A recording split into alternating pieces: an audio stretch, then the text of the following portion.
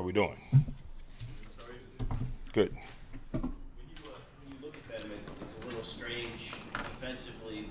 29th, against the run, I believe it is, and second, again, I think I had that reverse, sorry. But one, really strong against the run game. Just what do you see from them? Yeah, I still see a stingy defense, man. Stingy defense who plays well within the scheme. You turn the tape on, you got guys flying around, 91, 52, those guys coming off the edges, 97, those guys inside.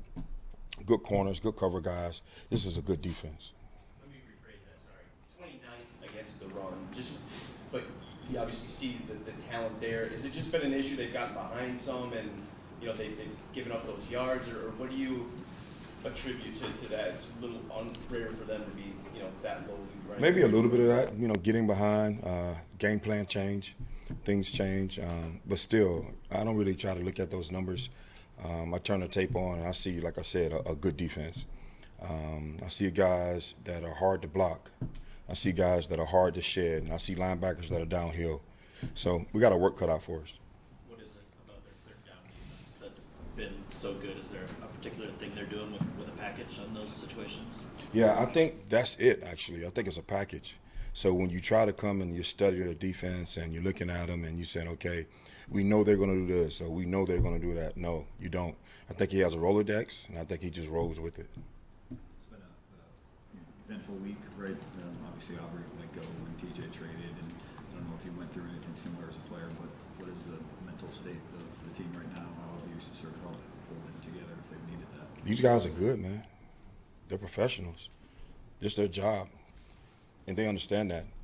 And as coaches, we continue to tell them that. I don't think it's no holding them together. I don't think it's any of that. Maybe the young guys that hasn't been around it, that haven't seen it, maybe you kind of talk them through it a little bit. But we all know this is a part of the game. Do you expect more from Swift this week, or is it still kind of wait and see mode, how he responds to practice today? Yeah, definitely. We expect more. It's a process, man. You look back to last week, of course, getting out there, getting going, getting back, feeling good, trying to get some routes under his belt, trying to get some of those runs under his belt.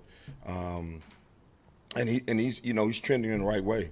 So once again, we continue to add on to it and move forward. I feel like you're running up against a desperate team, Packers team right there, maybe not their expectations. They haven't lived up to what they thought so far, and you guys are maybe some similar. But we're desperate.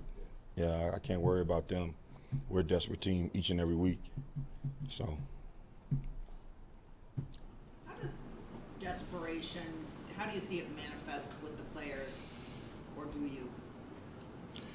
Good question. I think that you see it as far as they play, as far as urgency, finishing, doing the things that we're coaching. So you'll be able to go turn the film on, and of course, as a coach, it makes you, you're happy to see those things. But also in practice. I think it starts in practice, man. Coming in Monday, after a tough game, you're sore. You got to fight through it mentally, fight through it physically. Then going out there Tuesday, getting your body ready. Wednesday, you're on the field. So being able to see what we talk about Monday and Tuesday, Wednesday and Thursday, you see the desperation. That's what I think about it.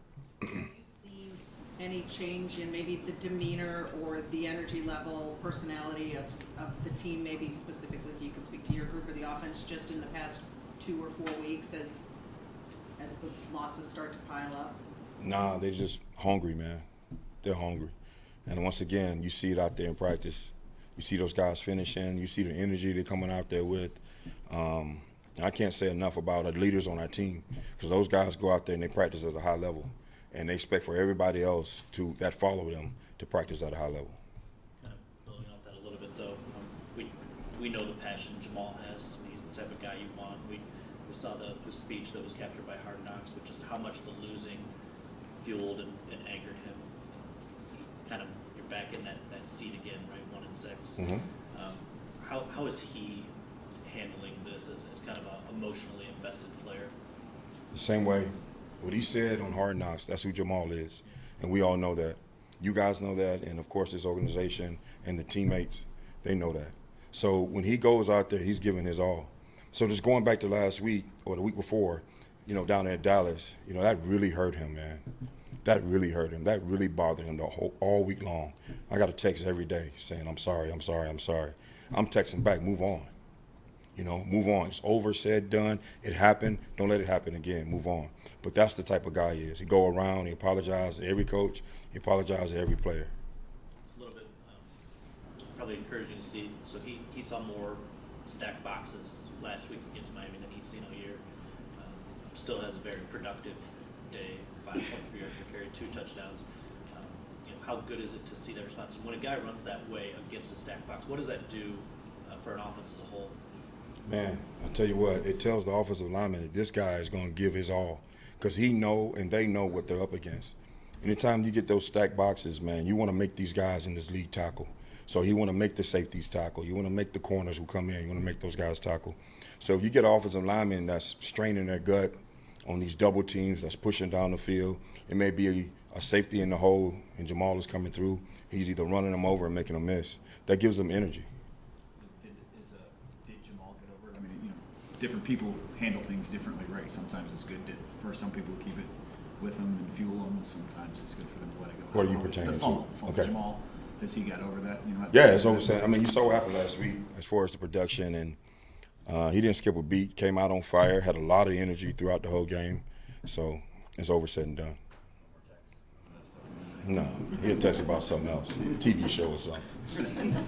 Anime. No, I ain't got time to watch no damn TV.